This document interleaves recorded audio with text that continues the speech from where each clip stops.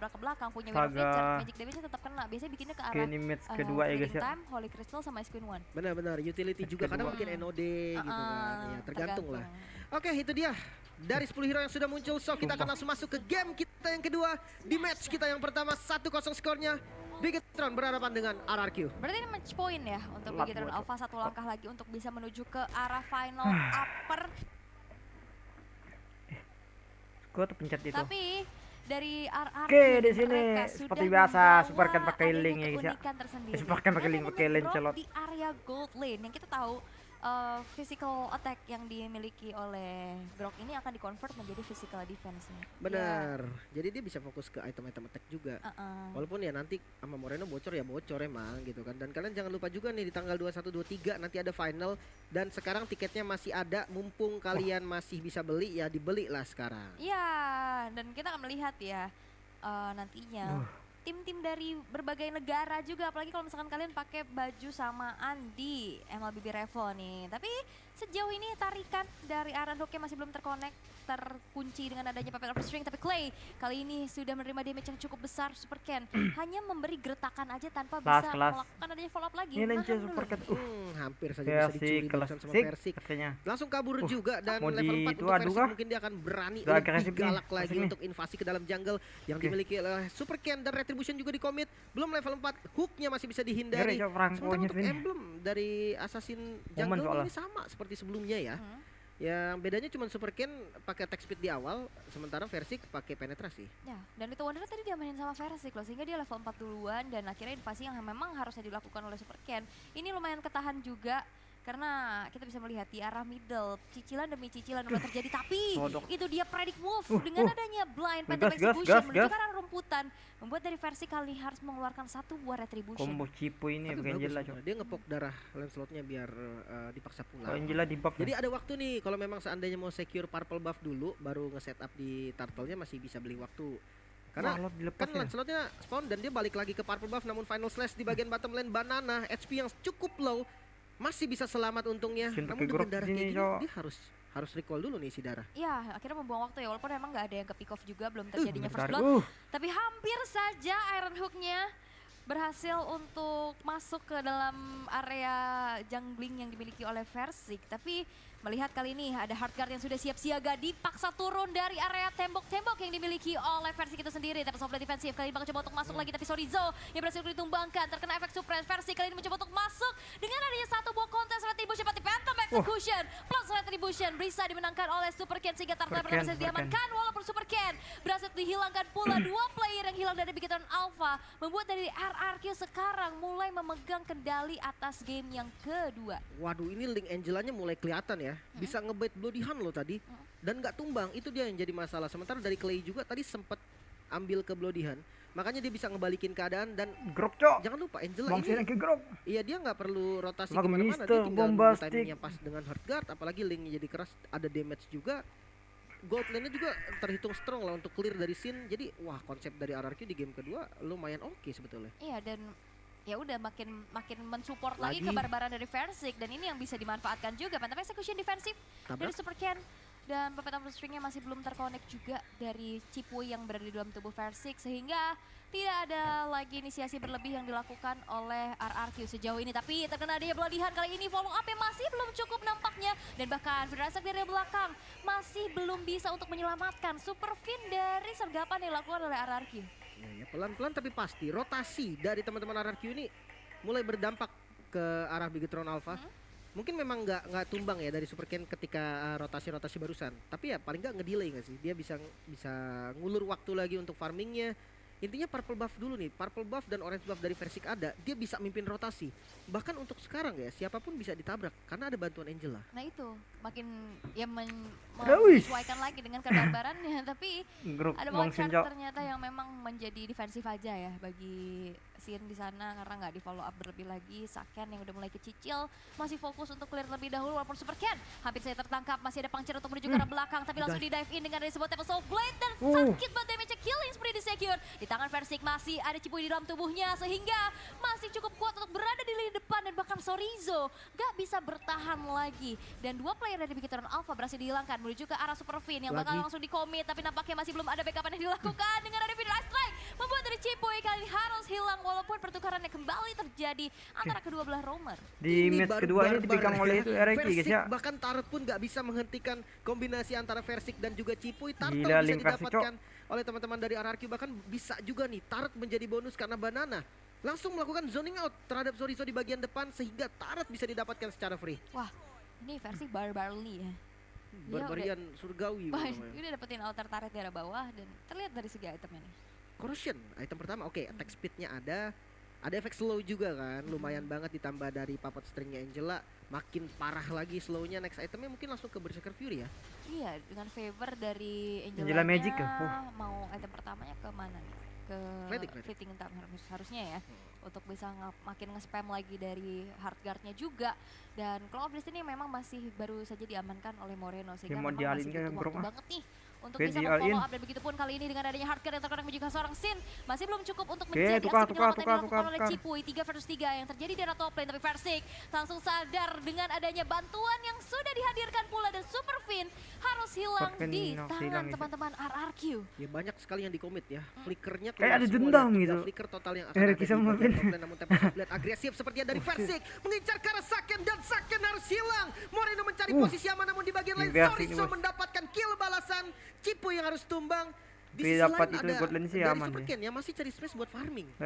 Masih coba untuk nyari levelnya dulu. Berserker Fury sudah diamankan. Pressure urat cukup sakit damage-nya, walaupun memang masih belum bisa menumbangkan Superken di sana. Outer turret di arah tengah masih coba untuk dipertahankan, tapi final slash kali ini Sorizo versus solo kill solo pick off di tangan dari Sorizo yang akhirnya men-shutdown dari Versiknya, dan ini akan menjadi tabungan pula yang akan bisa dipecahkan oleh Bigetron Alpha. Cukup sayang memang, dan gak berhenti-henti nampaknya dari pertarungan RRQ versus Bigetron. Banana sempat poking lagi ke arah Sorizo, dan ini tipikal dari Bigetron, tempatnya akan cari sesuatu, Superkennya bakal farming.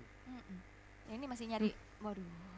Nyari. Iron Hook-nya masih belum terkonek ya, walaupun ya masih ada bala bantuan yang terjadi di arah top lane untuk bisa merontokkan outer turretnya, tapi Versik sudah hadir kali ini langsung terkena bloodihan dan juga ada Vidonizer dari belakang, tapi Hardguard sudah siap-siap untuk langsung menjadi garda penyelamat juga, dan bahkan kali ini Super Fin again berhasil untuk ditumbangkan walaupun ada yang terpick off sendirian di depan sana. Moreno hilang, Saken bakal dikejar dan Flicker dan Barbar berhasil mempick off keberadaan dari Saken dan 3 player dari Bigetron Alpha yang berhasil untuk dihilangkan, membuat dari RRQ kali ini masih terlihat mendominasi. Oke, kendali masih dipegang, tempo masih ada untuk RRQ. Tonros defensif dari Superken bisa menyelamatkan nyawanya, namun untuk killnya diuntungkan sekali bagi teman-teman dari RRQ. Bukan hanya kill, Turret pun bisa diambil, namun Cipuy harus sedikit hati-hati. Healnya kencang banget, final slash-nya keluar, bahkan sudah habis skillnya dari Sorizo, siap untuk dikepung kali ini. Clay dan Sin juga Banana dari bagian belakang siap untuk ngepanis. Buying time yang cukup lama, tapi tetap harus tumbang. Yap, karena memang 4 player ya akhirnya.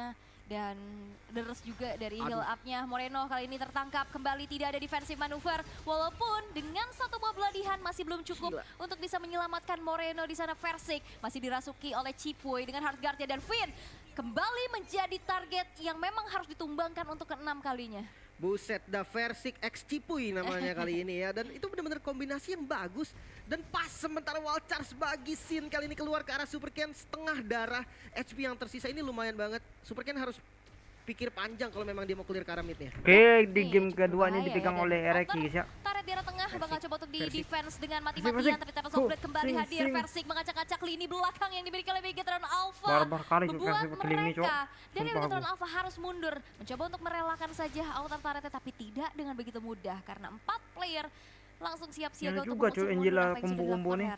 Oke, 5.000 gold yang sekarang diungguli oleh teman-teman RRQ. Sementara dari sisi landingnya juga lumayan bagus. Tengahnya dipaksa lagi, final slash keluar ke arah Banana yang sedikit offset namun cukup tanky, dan Superken hampir saja bisa ditumbangkan dan harus tumbang di tangan Sin. Defensif yang dilakukan Bigetron masih belum efektif. Dia mau gerak aja susah ya, kena Watchard, kena efek terrifying, dan akhirnya dia harus galau untuk bisa menerima damage yang cukup besar, sehingga harus terpick off juga. Superken kali ini dalam keadaan yang behind 0-3-0 KDA yang cukup sulit ya bagi seorang assassin, apalagi sekarang udah menuju ke arah mid game. Menuju menit ke-10 yang ini harus dimanfaatkan untuk RRQ kan kali ini. Bakal coba untuk ditabrak lagi. Versik mencari mangsa selanjutnya. Sudah ada yang siap siaga dari Cipuy dengan hardguard yang sudah terconnect. Tidak ada inisiasi berlebih lagi, hanya menjadi geretakan aja untuk bisa mendapatkan satu outer turret di arah tengah. Itu ngezoning lah sebenarnya ya. Ratenya Targetnya bisa didapetin dan tolonglah. bisa di setup. Muncul doang, ngasih kehadirannya aja Menang di bagian depan. Sementara nih. landingnya juga cukup rapi. Membahas soal split push dari keduanya ini, mungkin dari RRQ bisa lebih unggul Aduh, dengan linknya. Mobilitasnya lebih tinggi nantinya untuk split push, jadi lebih aman. Makanya lihat masih sempat clear atas dulu nih dari linknya. Sementara lordnya udah mulai dipegang sama teman-teman RRQ. Ya, yang kita tahu ya, mobilitas dari link ini memang tinggi banget juga kan. Dia bisa lari dari tembok ke tembok dan bisa langsung follow up dengan cepat.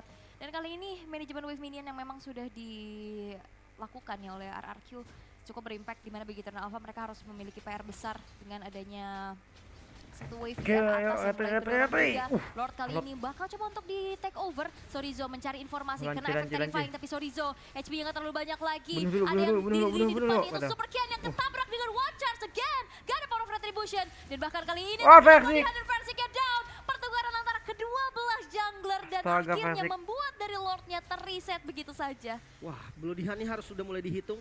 Versik bisa ditumbangkan karena Moreno juga udah jadi lightning turn-cian. Burst damage-nya cukup, apalagi ditambah ada Kari gitu kan, hero anti tank mau sekeras apapun bisa ditumbangkan, apalagi Versik gitu kan yang nggak punya item defense.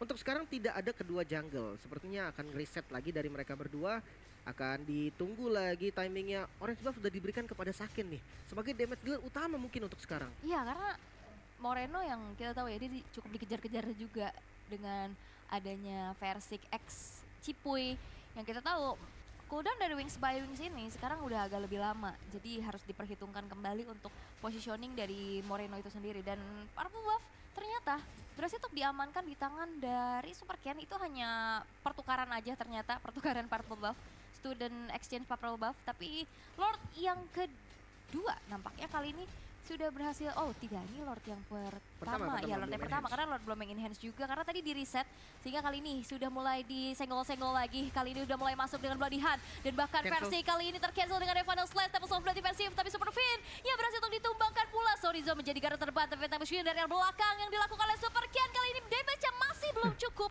untuk bisa mempick up player dari RRQ, sehingga hilangnya Super Fin kali ini akan menjadi kesempatan untuk RRQ bisa mendapatkan Lord yang pertama. Wah, posisinya lumayan bagus dan pertarungan kembali terjadi. Tonros keluar scene, coba untuk zoning di bagian depan namun tidak ada wall charge dan masih bisa selamat. Tidak, ternyata bisa ditumbangkan dari scene 4 melawan 4. Posisi darah dari Bigetron sudah mulai low. Masih ada Super Ken di bagian depan. Lordnya sudah mulai sekarat Saken. Langsung ngezoning di bagian depan. Masih ada Vital Strike juga mengincar ke arah banana. Super Ken bisa didapatkan oleh Super Ken. Saken yang masih punya win of netter kali ini fight di arah depan namun tetap harus tumbang. Dua yang harus hilang dari Bigetron. Masih mau lebih, ternyata Moreno bakal menjadi target selanjutnya dapat Final Slash. Versik down. Masih ada Moreno di bagian depan. Cipuy dapetin killnya. 3 hilang dari teman-teman Bigetron. 3 player hilang, tapi setidaknya mereka dapetin Lord untuk bisa menjadi nafas mereka lagi karena Cipuy kali bakal coba untuk dikejar oleh Sorizo di sana dan gak bisa bertahan. Kali ini Clay kembali mencoba untuk menjadi target operasi yang dilakukan. Final Slash dibuka dan Clay hanya bisa berpasrah saja dan shutdown. Dia mau bantu tapi secure tangan dari Sorizo.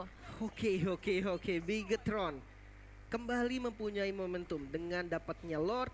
Dia dapetin kill juga. Versik sekarang masih butuh waktu untuk dapetin purple buff. Sementara Lord di bagian bottom lane ini udah terhitung enhance harusnya kan.